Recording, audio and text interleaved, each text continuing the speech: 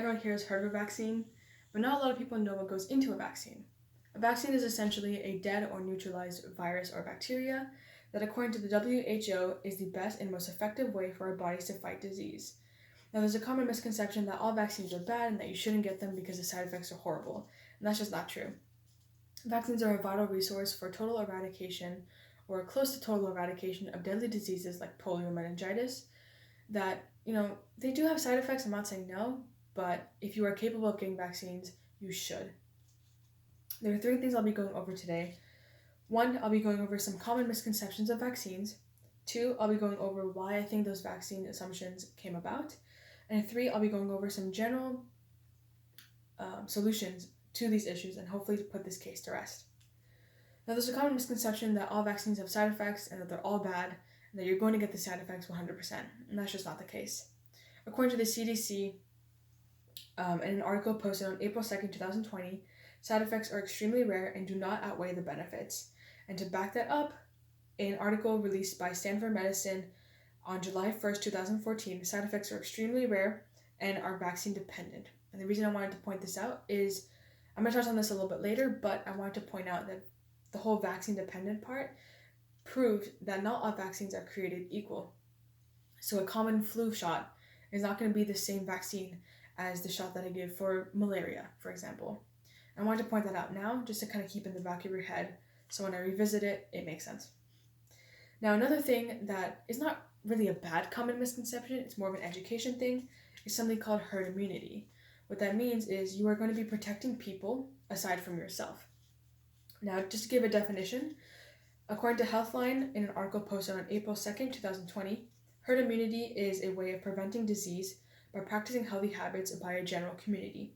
Now, these healthy habits can be anywhere from social distancing, like with COVID-19, to washing your hands, to just not coughing in people's faces and coughing into your elbow. Those kind of healthy practices prevent the spread of infection. What that does is for people who don't necessarily or can't necessarily get vaccines for whatever reason, you will not be spreading those infections to them because you'll be protected yourself and you'll kill the virus in yourself before you can even get the chance to spread it. Now that I've kind of gone over some general misconceptions about vaccines, I'll be going over why I think these general misconceptions came about. Now, one of the biggest news articles that I heard about vaccines, it's a couple years ago, saying that vaccines cause autism. And this is just not true. This has been debunked over and over again. And this is why I think some people thought so. According to the National Library of Medicine, in an article posted on February 15, 2009, it stated that autism was originally linked to MMR.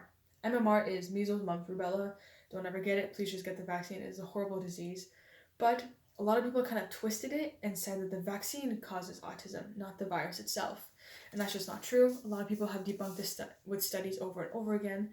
But with people's ideology saying that all vaccines are created equal, if one vaccine for one virus causes autism, then all the other vaccines should also cause autism. And that's just not the case. The vaccine never caused autism in the first place, but it was just a general misconception that's been debunked now. Now, another general misconception that is actually not true is that viruses are created like that and they can be released to the market and they're not really tested that much, which is just not true. Now, according to the New York Times, in an article posted on April 20th, 2020 by Dr. Fauci, who is the lead physician for the global pandemic that is happening right now, the vaccine for COVID-19 will be ready in 16 to 18 months, said Dr. Fauci. Now, with scientists working as fast as they can for the COVID-19 vaccine, it'll take upwards a year and a half for them to create a vaccine. This just proves that it takes countless hours in the lab, multiple trials with the vaccine, as well as countless hours of research in order to even think of releasing a vaccine. Kind of going along with that, there are tons and tons of protocols and procedures to test for the quality and safety of a vaccine. Now, I'm going to be going over the protocol for the UK, but this general protocol kind of goes for the entire world. Now, according to the Vaccine Knowledge Project, in an article posted on October 29, 2018, there was something called the Yellow Card Scheme. And according to the Government UK website, in an article posted on January 23, 2015, the Yellow Card Scheme is a way for medicines and vaccines to be tested for quality and safety. And what this really gets to the heart of is that not all vaccines are just mass-produced in a factory somewhere Not all of them are just mass tested that you take one vaccine, you test it, and then, oh, they're good to go. Each individual vaccine, like the syringe itself, is tested. It's given its own list of side effects. It's given its own list of potential safety hazards, if it's even up to code or not. And this is specifically for the UK, but this kind of protocol goes for everywhere in the world. So now that I've debunked that, and I've kind of gone over some reasons as to why I think these common misconceptions came about and why I just debunked them, I'm going to be going over some potential solutions to the issues around vaccines. And I think one of the biggest things that some people can do is, especially doctors with social media platforms, if they start spreading more correct information about vaccines, that would do a number on people who maybe just blindly believe blog posts and WebMD or stuff like that. So people like Dr. Mike, who is a family physician based in New York, or Dr. Mama Jones, who is an OBGYN in Texas. Two of those, there's just two examples, but they have huge social media platforms, and they already spread a lot of information on vaccines. But if they get people such as actors, other famous YouTubers, artists, if they get those people to spread information on vaccines, that will do a number on people who just blindly believe.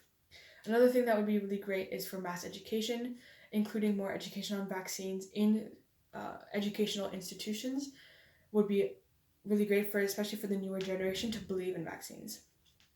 So as you can see, vaccines are overall, in general, a great resource for global eradication of disease. And I hope I kind of went over some common misconceptions, reasons as to why those misconceptions are a thing, and as for solutions, hopefully those solutions kind of make sense and why they can lead to global acceptance of vaccines. Thanks so much for watching.